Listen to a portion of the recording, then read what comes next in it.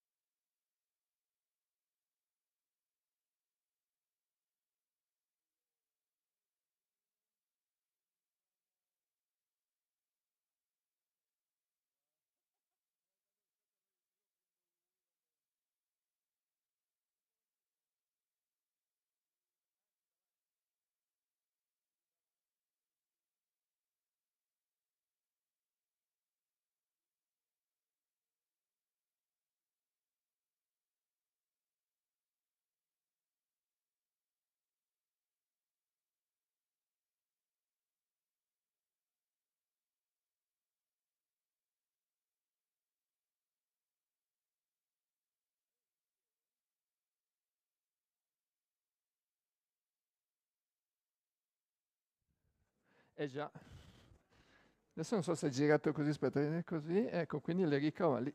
Vedi, io sto già facendo il contrario. Enrica, vieni, dai. Welcome. Confondiamo tutti, ne metto lui. Tutto mattino, bravo. Andrea, mettiti qua. Cristina. We changed a bit the program. We were considering to have Cristina and Peter, please. And Peter here at the end for the final discussion, but I think you have to catch a train after, right? The last train. Sorry, I'm making a little bit of noise. So, the idea is now to have a kind of a conversation, and it's a kind of an aperitif of the aperitif that will be the aperitif also for the event in Rome later on, for which we also try to convey messages to the wider world. So we don't pretend, the idea is also to just go directly on a kind of a moderated Q&A. I don't know yet exactly what kind of question I'm going to ask, because it depends a little bit on what I feel as coming out, but definitely the questions I will ask a question before to the guests that are on the further end, and then ask also some comments by Andrea and Enrica. You see already who is who. You heard already down, so there is no need to go for presentation. If you already also understood that I'm going by name, a kind of American ways, also because I tend to forget names anyway, even my wine sometimes in the morning. So, Cristina. Yes. So we have been saying, and we will then later on go through the exhibition, but we've been saying that there is actually, there are a lot of problems, but there is also willingness to move on, to change. And I think you are a player there in helping out people thinking, what kind of profit are you trying to instigate with your work and with people working with you? Yeah. I think you have it in your manifesto as well. I mean, we're all citizens around the world. We all eat food. We all go and buy it. We all want to see a happy planet, and we all want to live a long, happy life. And that's what unites us, no matter if we're a startup or we work for the government or a big corporate. So that's a good starting point. So what was your question again? How we do what? Yeah, how? So what kind of support you're offering and why? Right. I mean, and what are you gaining with that? The profit. Exactly. We're talking about profit. Money. Definition of that's a profit. big thing. Am I going to do purpose? I'm going to do profit. And the good thing is, living in 2022 is that they go hand in hand, and they are actually mutually reinforcing each other. So if you do something purposeful as an organization and individually, it will, if you do it right, also be profitable. Yeah? And on one hand, it can only be profitable if you do it purpose-driven. So it didn't used to be like that. We used to say startups were all about purpose, big corporates were all about profit, and today they meet eye to eye and they do purpose-profit. So is this having an implication, what Christina just said, in the way you conduct the research in your area of work, in the food research, Peter?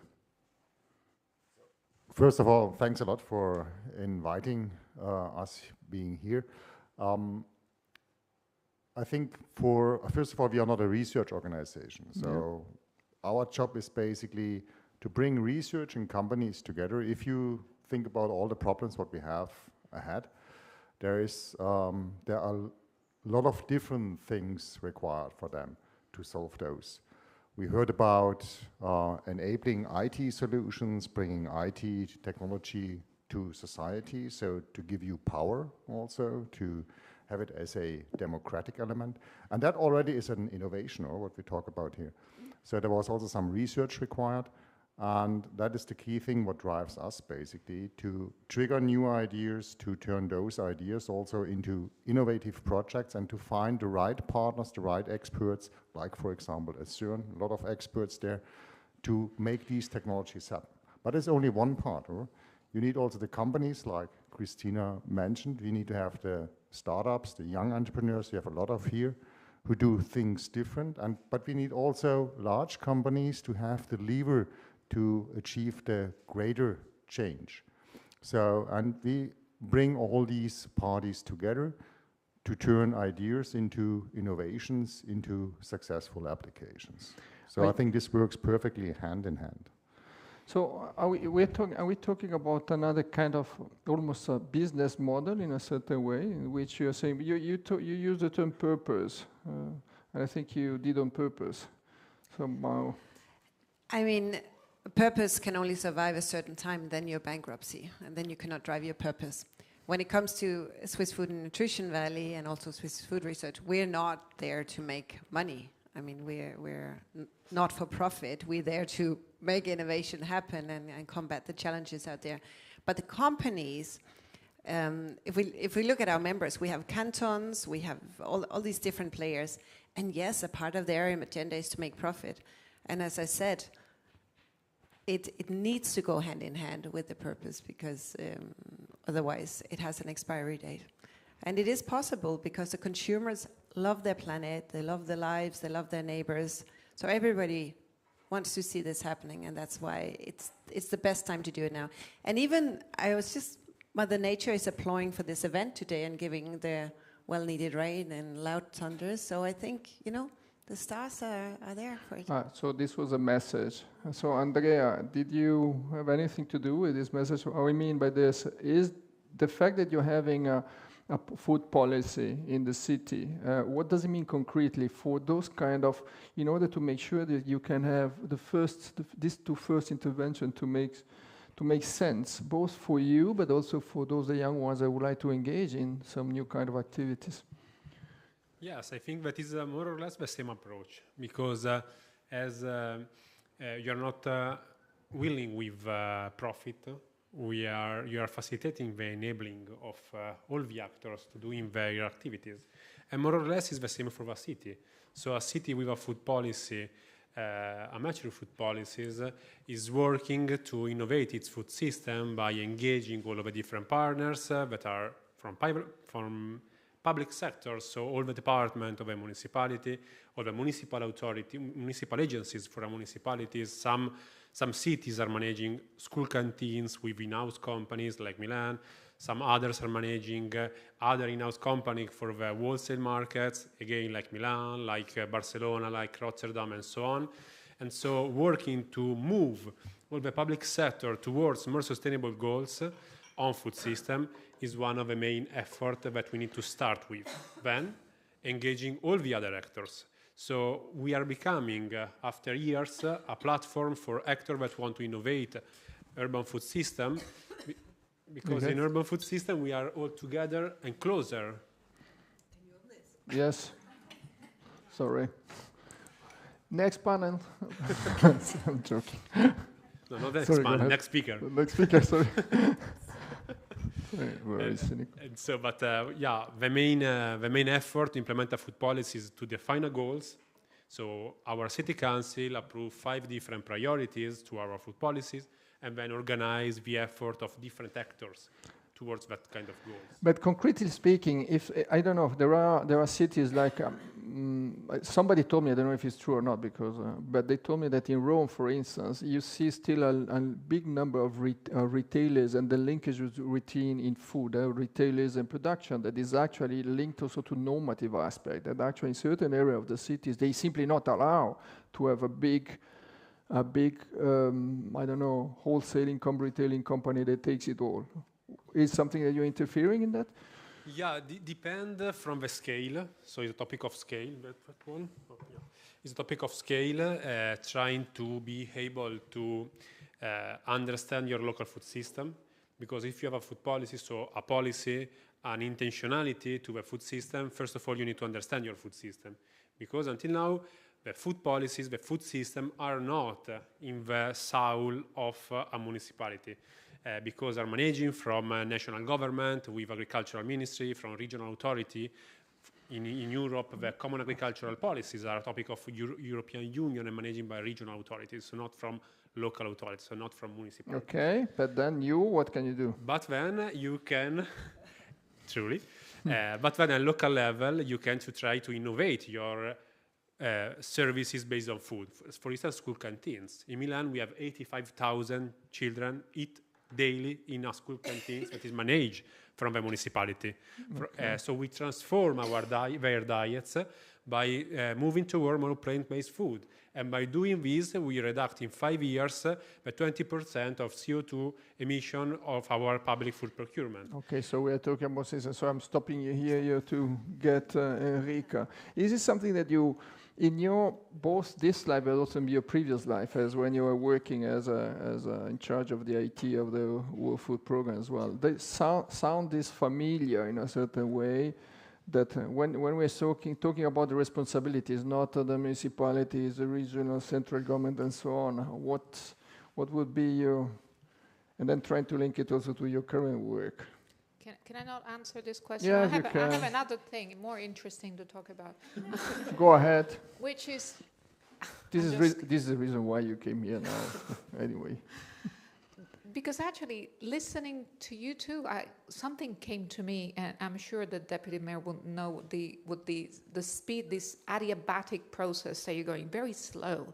We're trying, we're doing. We have no time. I mean, so let me ask you a question. What can you, what can anybody do to kind of turbocharge this? Because we've been trying. Okay, now I answer your question. I've been trying for many, many years, and I've seen these movies many, many times, okay?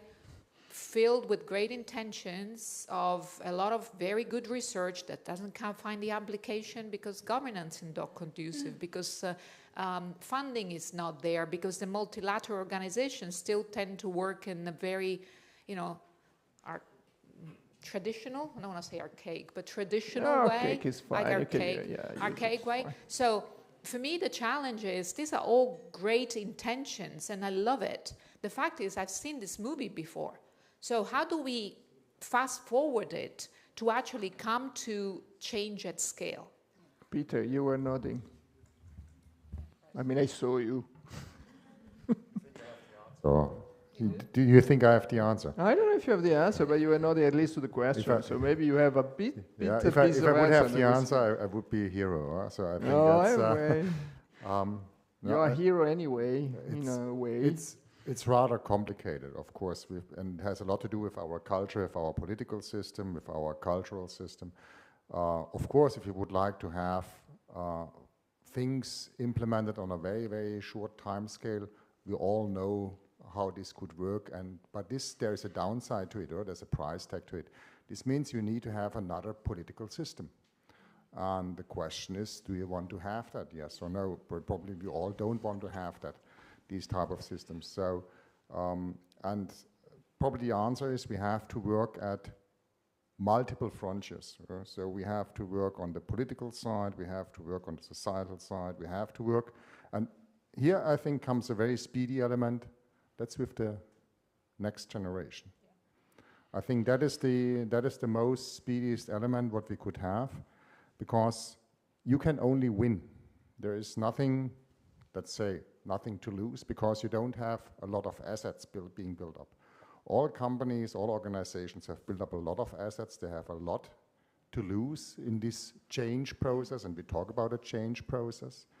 And that's why young entrepreneurs, startups, are so successful, because they have nothing to lose. Basically, they can only win, and they can test new systems, they can test new approaches. And I think giving more power to them, that could be something which is fueling the whole thing. So maybe here more power to them.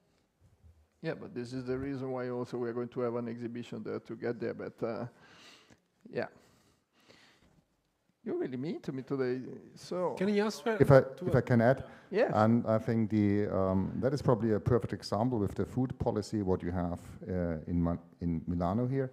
So the cities can do a lot of things. I think rather than trying to speeding up the entire world at once, you could have a lot of small bushfires everywhere, and then they spread out rapidly. And we need to have people who move forward, who say, okay, we will do that. And that's maybe not for the direct profit, it's for the longer term profit.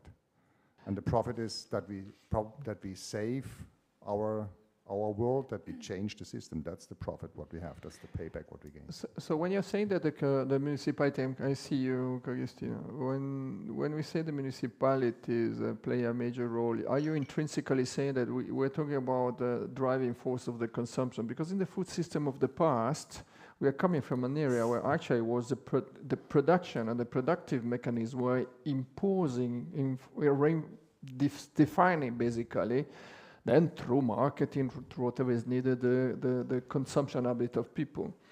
Is this is something that you were mentioning, and in this case I would get maybe the both of you talking something about this subject, the consumption, the driving force of the consumption. Is it, or at the end is just or is just an idea that at the end is not really a consumption that is driving the systems? I mean, we all watch the movies, and then we watch the movies with and we see, okay, it's all going down and the numbers and science there. Then we go back to our full fridge, or we go back to our full supermarket. The problem is it doesn't hurt. We see it on the screen, but we don't feel it. COVID, we felt, everybody took actions, but we don't feel that the planet Earth is in a really bad health, and the human health crisis is upon us, and soon we won't be able to feed the people the food insecure. We don't feel it. So one way is, of course, and it's great when a city goes up and steps up, but we cannot only regulate that. I think maybe incentivize actions in that ways, but if we start putting up a lot of rules, that's also a run. Now, having the hope in you guys, that's great. But personally, that's too late. A report came out recently saying we have 3 years to change this. Otherwise, we are indeed doomed. So my bet would be increased education. You are so hungry to know which world you live in and what is happening, whatever, and therefore we love you. But either we take the current politicians off the benches and put you guys in there immediately, that's one way, or we start educating. To give you a concrete example, a problem in Switzerland I see is that we have a farming system that is not sustainable. It's a part of the problem. We give 2.8 billion Swiss francs every year in subsidies to this farming system. Now, I'm not talking about putting these farmer families out on the street or whatever, but why don't we find a way for them to spend some of this money on producing milk more sustainably? We can actually halve the carbon footprint of their milk production by applying technologies. So I agree, politically something needs to happen, and education so the consumers can do informed choices. Andrea? It's a very good talk, but two driving forces for human consumption on food.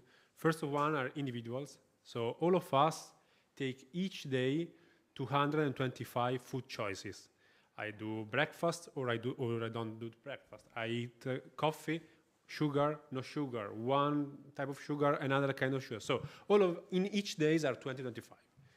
Okay, so a city like Milan, a city with 1 million of inhabitants, do each day 225 million of food choices each day. First answer. Second answer, the other element of a driving of food consumption are context. If in this context, urban settlement, there are elements that are driving you to eat more sustainable diets or more unhealthy diets, if in the school canteens, in the middle morning break, as we are doing in Milan since 5 years, each day there are an apple or a pear, something that are organic, daily, outside your snack, energy snack. If in the menu of the school canteens there are a cake of legumes, there are soy-based ragu for pasta or for lasagna, and before wasn't it?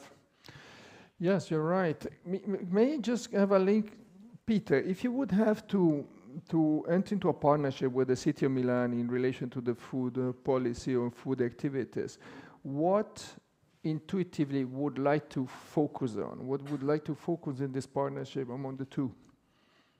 To give us just a flavor, just pick one element that you think could be really conducive for a big, let's say, push. If you need to think about it. Yeah, there are multiple elements. So for sure, education is a very important point. Yeah, and working with the current generation, so the young ones, because flavor and taste is something what we acquire. That is not given by God or so. That is something what is trained, what is acquired. So we can, if the earlier we start with educating, the better we prepare them. And that's the long-term vision, okay? But as Christina said, we are running out of time. So how do we achieve it in the next 3 years to make this change happen? But once the change maybe happened, then we also have to make sure it is persistent. We don't go back. So that's why we have to do this education part. And the other thing is, I would work with really promoting or supporting startups and supporting the people who are just at the at the transition from school, from education to profession. Okay, so because this is the next generation who could also build up startups. And then we have a lot of people coming up there who really who come up with solutions, with concrete solutions. And that could help also the larger companies to pick them up and to do the transition. So these are at least the two things where I would focus on. Thank you.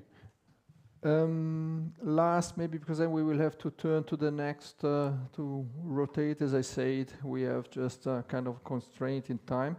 Maybe Christina, if you would have to imagine a partnership with CERN that is oriented to anti-matter. Is there a possibility for you to, or maybe I ask you if you can imagine with support of young ones, with purpose and non-profit, how you would imagine a possible partnership with an institution that goes in this direction? Yeah, I think for Enrica, I would write a long list. Data is, I mean, we're living in an amazing time again. That's why I'm full of optimism. Yeah, we're all going to die, but I think we're going to sort it. 3 years, come on, who's not up for a challenge? And data, IT, AI is a huge part of the solution. The one thing, you know, was it like I could make a wish now? Yes. Food waste. Apply IT data and all these smart things, you know, that I don't understand, to combating food waste. I mean, it's crazy. We see, okay, the food system is responsible for the loss of biodiversity. We use 70% of our fresh water in agri-tech and the whole food system. 30% of the greenhouse gases, The list is long of all the baddies we have.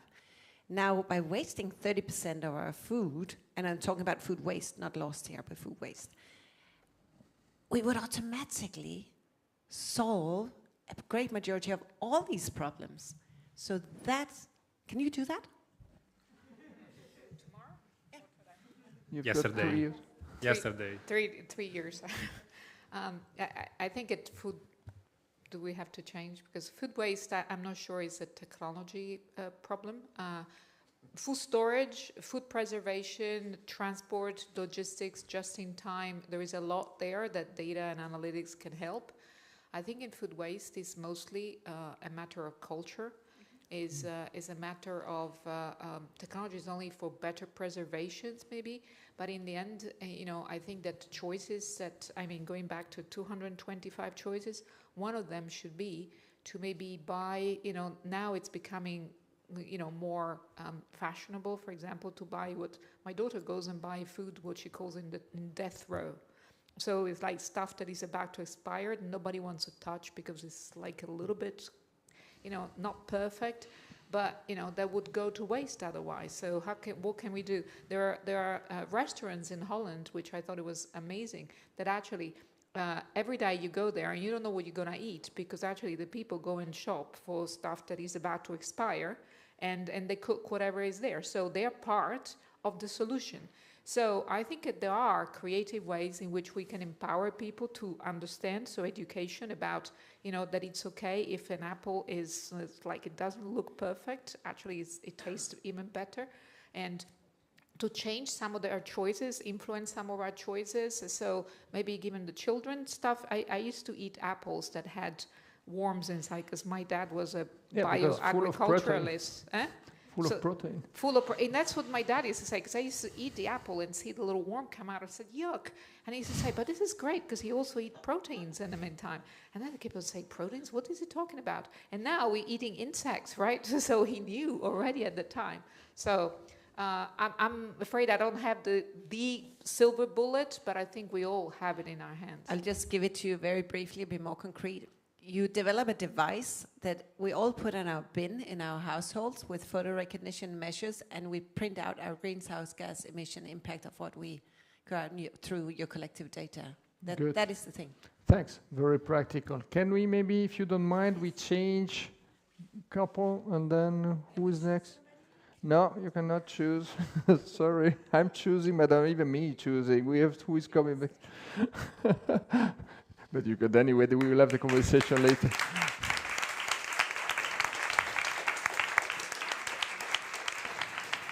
So, Jorgit and Laurence.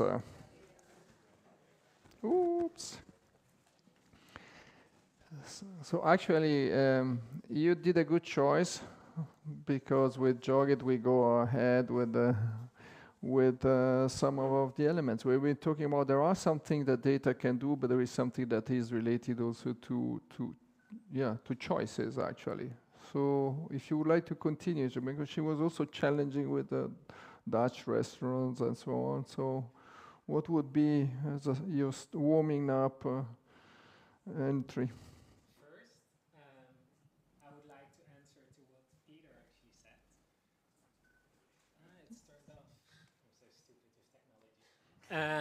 In any case, first I would like to respond to what Peter just said. He said that youth can make a change because we don't have anything to lose. That might be true, but we are all in. Literally, it's our final bet that we can do things. And it's very important that from that perspective, we do actually have things to lose. And you see this with the size, the sheer size of the problems that we're facing. You mentioned a restaurant in the Netherlands. It's called In Stock. And every day they served what has been in stock. And it's actually, they were founded by some members of the Slow Food Youth Network. However, they are now at the moment that they closed their restaurant, because next to serving waste on a restaurant level, they have been growing so big because the amount of food being wasted by their supermarkets was so much that instead they take one step back in the food chain, and they are now deploying a warehouse where they spread the food waste to a variety of restaurants. These restaurants are not serving anymore what's on the menu that day, but they can order in advance what will be wasted from the distribution centers. So I think from that, the fact that we are facing a cultural problem is way more an issue than any technological advance that we can make in the near future. We have to realize that every piece of food is valuable, that there has been some farmer been sweating in the fields in order to produce it, that we value it for the nutrition it has. And I'm very happy that Andrea over here in Milano is taking the efforts to educate every single child in the city how food is being produced and how to eat in a more sustainable way. And I think this is one of the key elements to really get started in this change. So let's get directly, since Andrea is sitting nearby you, what exactly are you doing? Yeah, and also working against food waste. because food waste is a huge paradox in which all of us see in its house, in the canteens, in the restaurants, supermarket, and so on. And since 2016, we worked to organize network in the different neighborhoods of Milan. We defined this model of local food waste hub by engaging retailers, by engaging private canteens, by engaging charities, researchers, union of private sector. And so in each of these networks, we establishes an hub. So a physical space that is owned by the municipality, with a frozen room, with a lot of people that are working to establish this network. And in each hub, we are able to save per month 10 tons of food, fully edible, immediately reconnected. And the good news is that is very, very efficient because it's due to the proximity of place in which foods are closer to waste. And the topic of data making is very important because there are a lot of food that is fully edible, but with the data making by suggested to the end that is fully edible. And on the other hand, there are people in need. And so we are starting this kind of connection, also saving fresh food, because the quality of food that we're sharing in this kind of hub is very important. And with this hub, we were awarded with the first edition of the Airshot Prize of Prince William last year. And nowadays we have 5 different hubs of this, one in the wholesale market, also engaging fresh food. Don't enter in propaganda, just tell me what you're doing. If you want, you can go to visit with some group of Bites of Transformation, because there are a lot of, maybe in the wholesale market, that is a big infrastructure of Milan food system. And there we have a youth association that all the days enter and go directly to the great sailors. Good idea. We'll organize a visit, and we'll even do it with a twin with the city of Rome, so that maybe is also something useful for, right? For there's better Laurence. So somehow this makes me think a little bit, think about, okay, there's a lot of effort in the waste and not waste, and reducing waste. And it comes to me a little bit what you are up into now in this true cost related issues of the system. What you feel, how you feel to contribute in this? Yes, so I'm currently working on the true cost of food, which is a very a topic that has come to the fore recently very much. Everyone is talking about the true cost of food, which means what does it cost in terms of human health, in terms of environment, in terms of social also problems, because we have a huge social problems in food systems. And for me, the food waste and loss is, of course, it's something that has to do at each stage of the chain with some technologies, but as you said, also with culture. We have to change norms, we have to change our values, and I think the true cost of food could really help us change our value by showing us directly what our consumption has on different aspects of well-beings for societies. And sometimes I'm fearing when I hear so many people talking about food waste and loss. It's a huge topic and we need to address it, but at a point we also have to admit that sometimes the marginal added value to reducing it in some cases might be too much effort in comparison to really doing it. Like, I don't know. Are you trying to say that actually it's in trying to get to the true cost, you get to a certain point that actually you will spend more than the system, maybe not the specificity related to the reduction of the waste, but the system maybe gets into a cost that could be or should be paid by municipalities and the public, and then you need to divert the funds maybe from other sectors, the education or health or something. Is this what you're talking about? Yes. Okay, right. So the message is pretty clear. And this is also an answer to those who are asking, are we in a system? And what is a system? Yes, we are in a system, and the system is also related to shifting priority, also public and private and research priority. We will keep talking about this also later, the research priority, in relation to what the perception of how you're doing best. No. Yes. And I'm puzzled. I'm very curious about the true cost of food, because I think it's very important to understand both the cost and the value. My fear is, who is going to be able to afford the true cost of food without subsidy, without things? And what I'm afraid of, and again, I live in Switzerland, where is a country of haves, not have-nots in general. I mean, there's a number of people who are less fortunate, but the majority of people can actually afford good food, can afford healthy food. But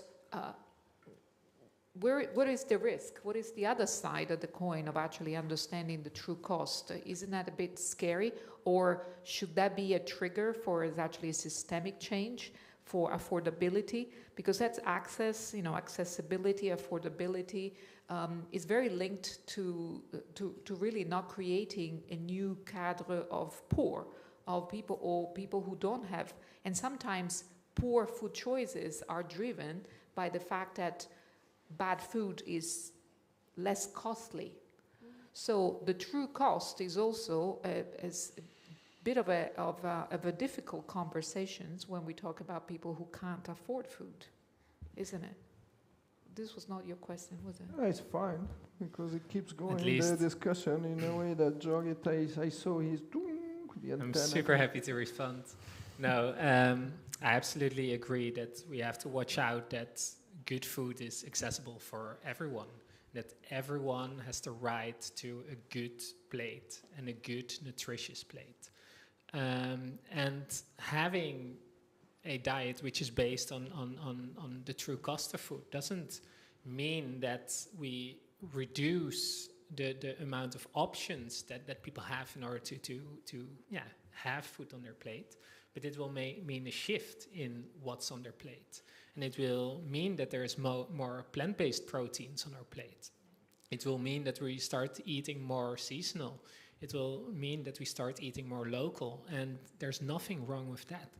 And at the same time, I think it's very important that when you then look at the cheap food, and if you really calculate the true cost of that, and you also calculate the amount of healthcare that goes into the problems that come with these dietary choices, I know what will be the right plate and what will be the most healthy plate, and I'm sure that everyone has access to that. But that's not the cost. The problem is that's not a cost that is not borne by the user. This is where I think the real shift will come, when the true cost comes, but what really is paid by the consumer is the important thing. Because the cheap food, which actually has a huge systemic cost to society, huge societal cost, is cheaper to the wallet of individuals. And I think that's where, really the change could happen, right? But go ahead. Yes, so I'm in research, so I will just answer with more questions. But actually what we see is, it's pretty interesting, because in the true cost, in the frameworks that has been developed, it's always, there's two main emptiness points where we don't really know what happens. One is the implementation of a true cost accounting, so it would be true pricing, so putting the price based on the true cost, and this is what we aim to do. And the other one is the health cost. It's, for the moment, it's not really well taken into account in the frameworks, and so these are really things that we don't know. But there's research going into this subject.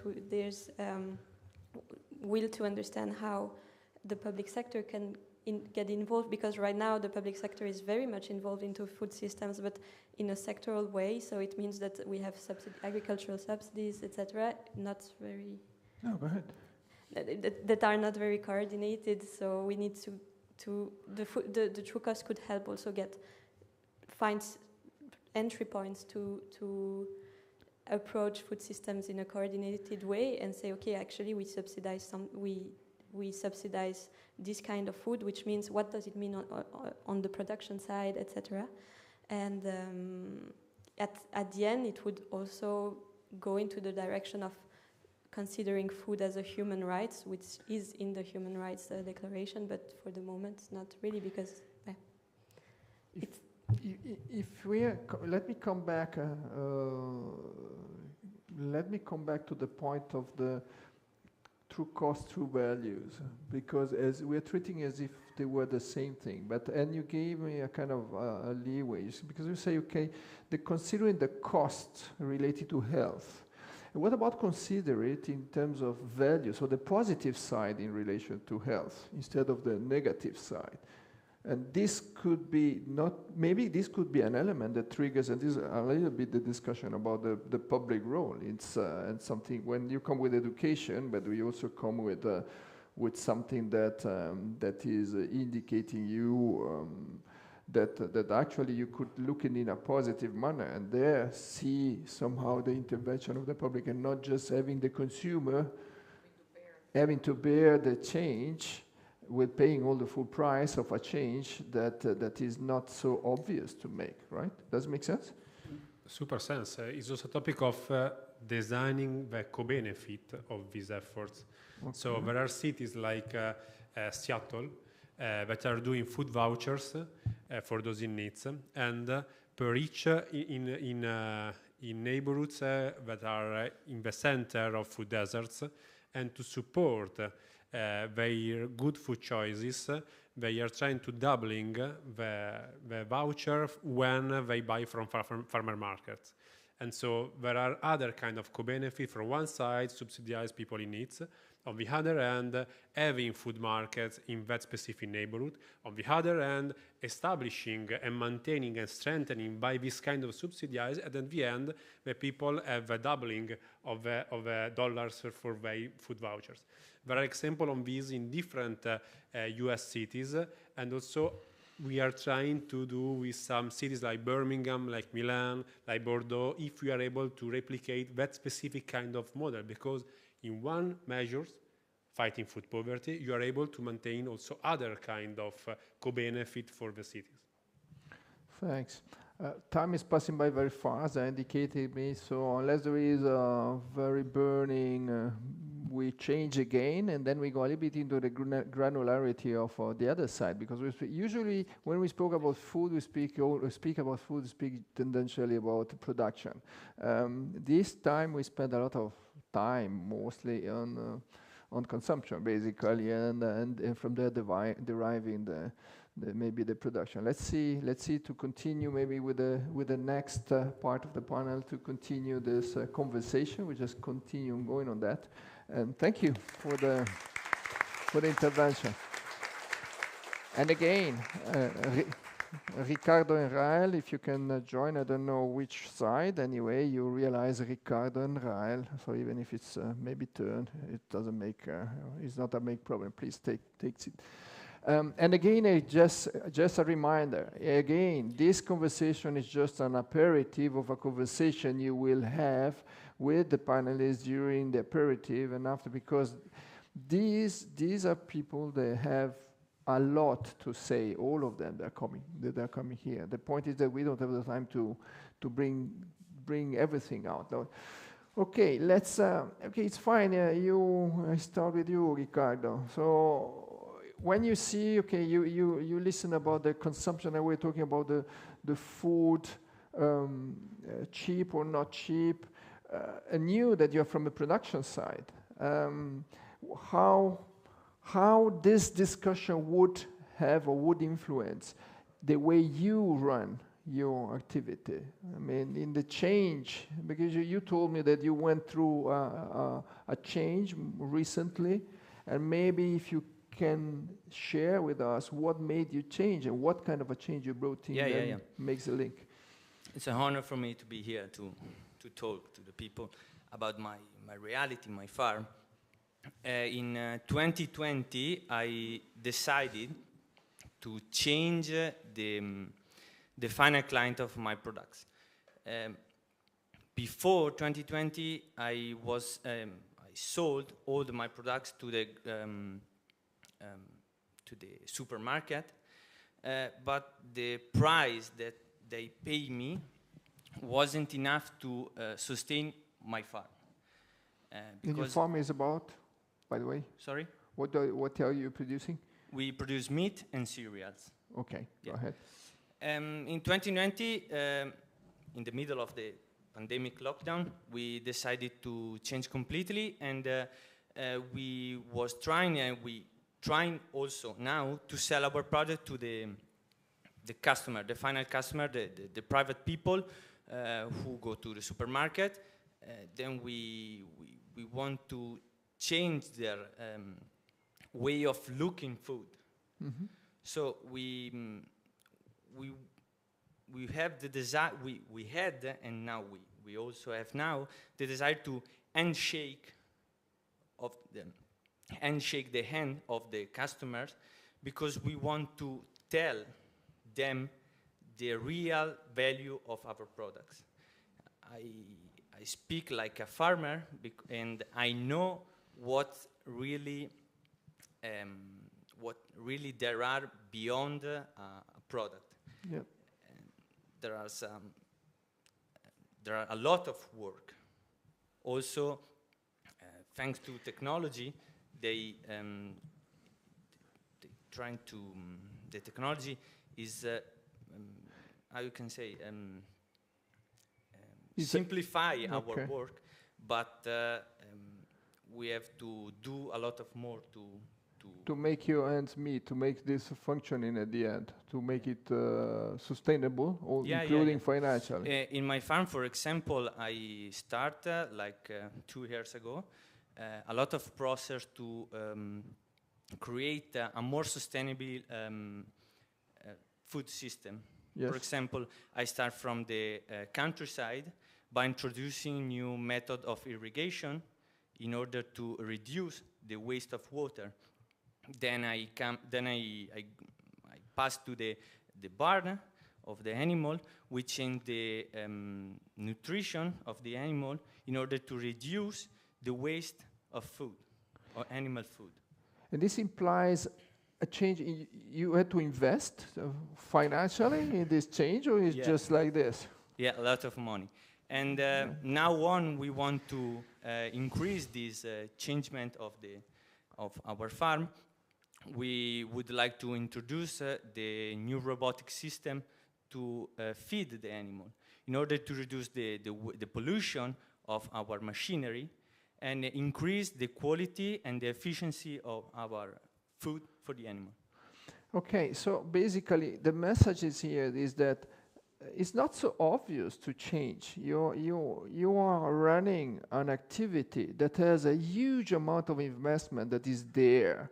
And usually you think that you have to come back into your returns in the next and then I'm coming to you to the next 10 years or something like this. And you need to have first be brave enough to take this decision, and maybe even traditionally, maybe in the family, not everyone agreeing on that? Or?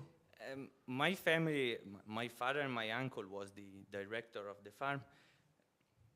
Maybe the first time that I said to them, they wasn't really happy, because the amount of money is very, very huge, because we're talking about 100,000 euros, maybe near to the million euros. So you can understand the amount of the money that we are going to invest in our farm.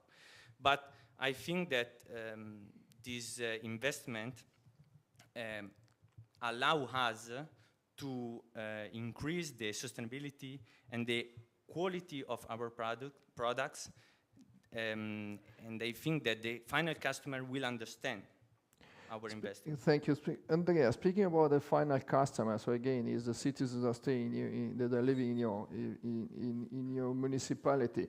Is there anything that the municipality can do in order to enhance and to facilitate the creation of this relation between the end users, or your customer, your clients, and the producer, even on a personal basis, in order to slowly help bringing a change that is more sustainable? Is this something that you can do linking rural urban in this way, Linkages. very practical?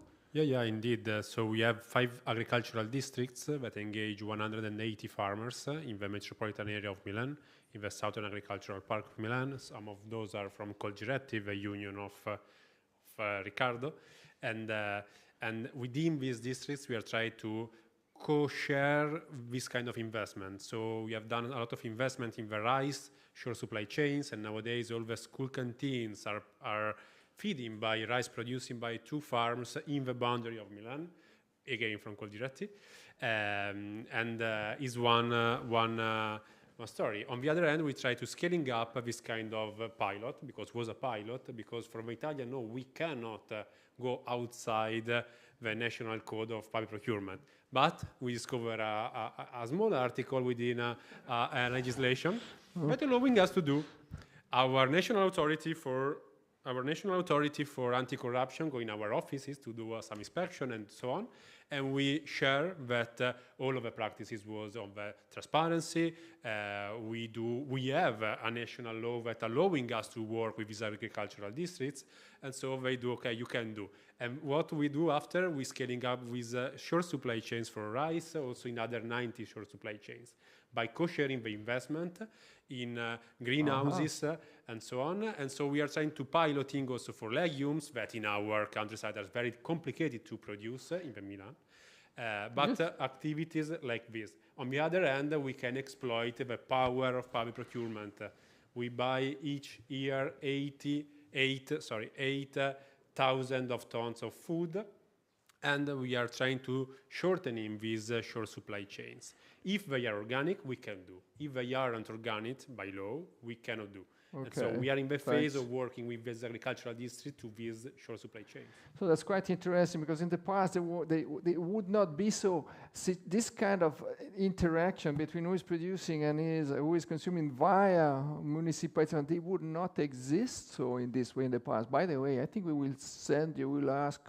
I see that the deputy mayor is not here, so we will make you an offer to send you in a city, because we want to bring some changes in Freetown. So maybe we can have a partnership there that is helping also having this kind of conversation. We're not alone. We are not alone. We are a lot of cities. I know that you have a pact. And this you have, by the way, for those who don't know that, this kind of network, when we're having the priority, get to know a little bit more the granularity of this way, these new ways of getting cities together. Like is important also to talk to Riccardo about how someone that is doing an investment, maybe by their own, and even having some difficulty, how can be supported from their own side as well. So we talk about the cities, but then we will need to talk also about the associative movements of Coldiretti and so on. This would be also a very good, interesting subject. But let me come to you, guys. So you heard some of this conversation, but also the prior conversation we had in the past when talking about innovations. So I know that you've been working in SDC, the Agencies for Development Cooperation, and you're having a foot in one program, which is on health, and one on food security. So when we talk of food systems now, the name in the future, what is the kind of innovations? Because these programs are considered, they are global programs, they are considered to work and find out innovations. Okay, what kind of innovations we are talking about? We talk about in development, for instance. It's technical, because then. Yeah, exactly. That's the question. What do we think of when we talk about innovation? And I think most of the time we do think of technical and technical innovation and digitalization. And I mean, these innovations are extremely important.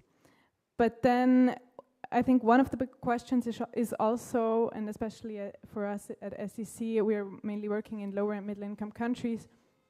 A very big question is, how do we make sure that in the contexts and in the communities where we want to implement these projects, how do you make sure they are being used on a long-term basis, and being like, how do you make sure that the behavioral changes are happening? You've been mentioning that food waste is not really a technical problem, or a digitalization problem, but a cultural problem. And the question is, how do we make sure that minds and behaviors are changing? And I think that's also where we do need innovative ideas. How you make sure that this innovative idea, because I know your background, also what you study, that we don't get back to the old ways that we think we know better, and then we come with innovative ideas that don't function. How, like from a perspective, is the issue about bringing the change from inside or from outside, and how you make the connection between the two? How you see, for instance, the young ones, the youth, working in these innovations, and that considers, also the cultural buyers, but also the power and political buyers. I know it's a complex question, but maybe we can have an interface also in the discussion with. So we are talking about coming back again to the question.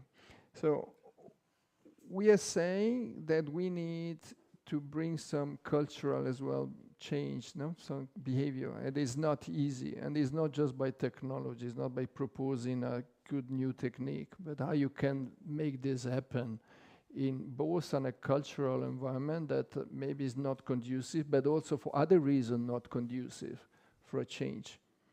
So how you would imagine that programs like these ones would need to interfere? Is more making economic analysis, or what kind of entry point?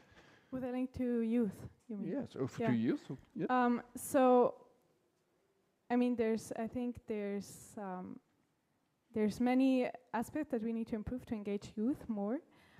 But one of the things that I think is most important is that we include youth more in decision-making processes. And I think, that's something that has been kind of, in my perception, I feel like we are always talking about including youth and the importance of youth being part of the decision-making processes.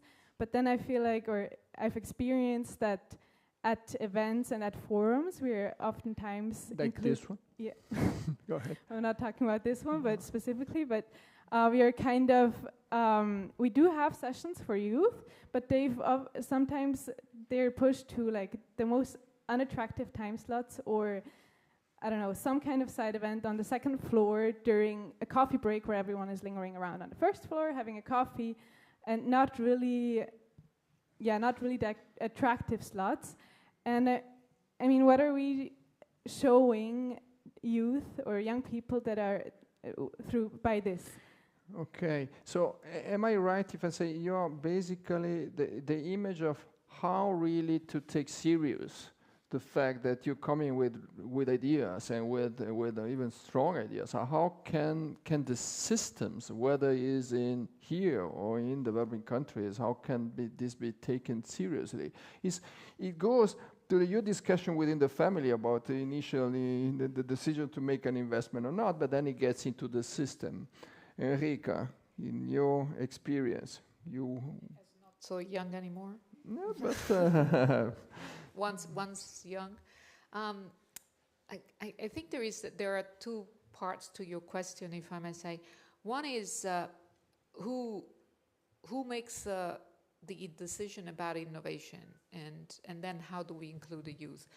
One thing is about also, I think, multilateral organizations like SCC have a great opportunity to continue showing leadership in empowering the local communities to make decisions for themselves. Not because it works here is also going to work there. I've seen many times innovation that we think are right for someone else to try and force it down because it also comes with the money and something else. And that's where the attractiveness comes, because it solves the short-term problems, but at times it doesn't solve the long-term and actually makes it worse. It comes to productivity of certain food that are not endemic, and therefore, I've seen it in India where we try to push innovations that work in other countries. We're trying to go there, and then that consumes too much. It's not contextual. appropriately, contextually appropriate to their reality, and therefore, it actually creates a long-term damage. So how do we actually shift that paradigm of decision-making, of innovations that doesn't always translate in a different context? Was this a good question? Go ahead. No, I was just nodding because I totally agree. And I think when we talk about innovation, we often think like, okay, or like we have this in mind that it's something that has to be fast. But in the context, it takes like behavioral change and changing minds takes time. And I think it's really important that we consider the cultural contexts. And when I was talking about decision processes, I'm thinking of, for example, local contexts where respect of elders is extremely strong, and where we need to come up with ideas on how to include youth in decision-making processes, either while respecting these local norms of respecting elders, or come up with ideas to change the minds and behavior. Andrea? Yeah, I want to come back to the youth, because in my goals is to try to open institution to youth. So I am youth, also outside my color of hair, but I'm 33.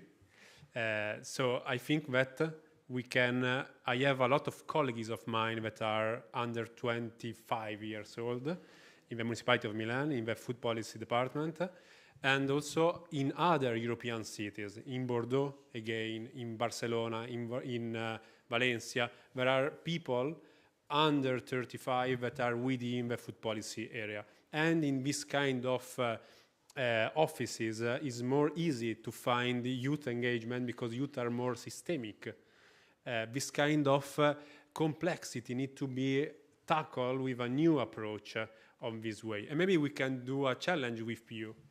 A challenge in which maybe we can organize another kind of retreat, as you are doing with Bites of Transfoodmation, engaging some officers from cities that are working on food policies, and also working with all of these kind of guys, because they are working on food waste, on consumption behaviors, and so on, and we can working together by having a community of youth officers within the local municipalities, and youth that are very ready to do this kind of challenges together. Thank you. I think I feel like to give the floor once to all of you for maybe a last element. So this is a concrete proposal that we could actually take on board. It's about also, because when you were talking, the four of you, I was thinking about, it's not just about intergenerational, it's a kind of a perception of hierarchical, right? Hierarchy. So when you're saying, the fact that you have to bow to the elderly and so on, according to certain culture, is because it's linked also to hierarchical, whether it's patriarchal or other system in which actually is also linked to the decision-making processes. And so here is a kind of a first proposal to say how can we organize ourselves in a way that the decision-making process is not one against the other, but we are getting together. So then maybe I would like to listen also to you. Maybe an example. I think reversing this, I think you said it earlier, not just giving them a voice, but actually giving them leadership. And I think that's very important, because too many times in forums we just check the box of, okay, is there a woman in the panel? Yes. Is there, is there a young person? Is there a youth forum on the side, as you said, maybe in the cafeteria when... I'll just give you an example of where really change happened. I saw it in Uruguay. Once I participated, I was working at the CGIR, this agriculture research organizations, in the large summit. We were hosted by the government of Uruguay, and the president at the time, very radical thinker, very Munija, yes. very very inspirational leader as well. I had organized, actually, I was at the time the director of communications at CGIR, and I organized this forum of young reporters. The reporters who were reporting were just having access to anybody and everybody that were just writing any article completely uncensored of what they took out of that things. What are you doing for me as a new generation? The future is in my hands. When he said you have nothing to lose, you actually, the young, I have everything to lose. I don't have much to lose because although I hope to live to 100, is still I have a diminishing, damage. For you, the damage is much longer. And so if a future generation, so I think a huge responsibility also rests on our shoulders, but also on yours. So what Mujica, the president did, he actually saw this initiative and he was so impressed that he actually held the press conference, kicking out BBC, CNN, and all the other outlets, and just allowed the young reporters in, and he says, what can I do for you? Can you imagine what signal this gave to the country of how much emphasis he put in the hands of youth?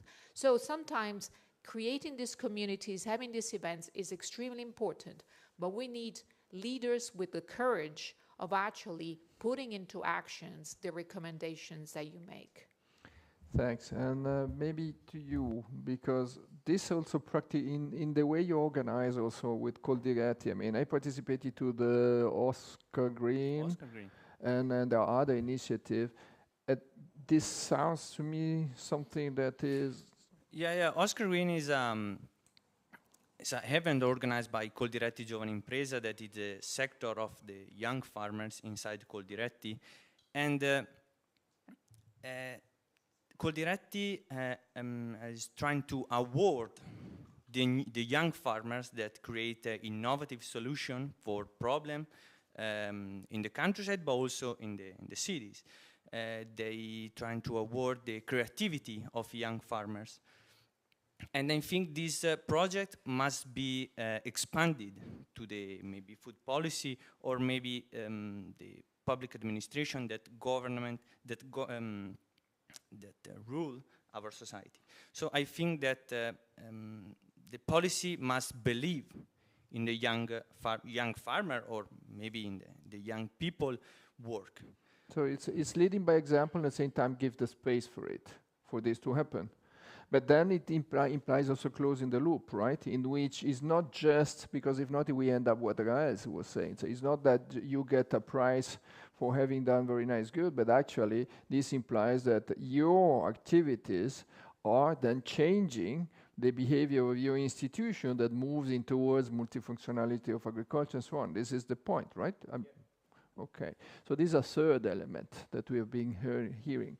Rael, last you close the workshop in the sense that now we've been hearing some of the possible ways to give leadership. The work in development business or in humanitarian business this is really difficult. This is really difficult because you're facing both the fact that you are an external coming from outside, so you have still to make sure that what you're bringing makes sense. And then the second one is still that typically this is a business development where in order to enter in the institution you need they ask you already 15 years of experience as an entrant. So you're already old when you're joining the institution. So how you would, if you would see from a developmental perspective, because you are working in this business after being in the bush for several months, and then this means you're passionate. So how you see that? How you would, if you would think about how to create more space for the young ones in the institutions related also to development. Any thought? Well, I think I have a social anthropological background. And after having had the opportunity of having some experiences in different African countries, I think that it's very important that we are aware of, or that we enter these contexts, thinking or being aware that we can actually learn more than we bring into these contexts, and that we keep an open mind for the cultural context. And Yeah, This including. what Rael, and this concludes this workshop. What Rael is saying, it seems so easy. Keep learning. Well, actually, is one of the most difficult thing when you start thinking you know, and then you know, and you know better than others. So this is an habit that comes. Some people have it already when they're very young, but definitely comes tendentially with experience and age. Saying, "I've seen it. That yeah, I know it. I've seen it. That." But actually, the realities are always, there is always something different, and those are working in agricultural production in the field, they know it perfectly. The one field is not equal to the other. So, and even when we have averages of production and so on, productivity and so on, but actually there is a huge difference between this field over there, where there is a swamp, and that one where there is maybe some acidic field and so on. So the point is, keep learning. And I would like closing with this, that all of us, depending on what the age and the experience is, that being open to learning means also cleverly being open to try changes, including try some other kind of food, and you will go down to now in the exhibition and you will see that. So being open to at least the plausibility of a change that makes sense. And with this, I would like to thank you. This was again, I say, an aperitif of discussion. I would like this continuing in the visits. Maybe you can make sure that we are not going all in the same place, but I'll be the logistic of doing the visit and the exhibition that there is there, which is a symbol of transformation, and then we go for the aperitifs down. Right? That's it. Thank you. In groups, right? Thank you.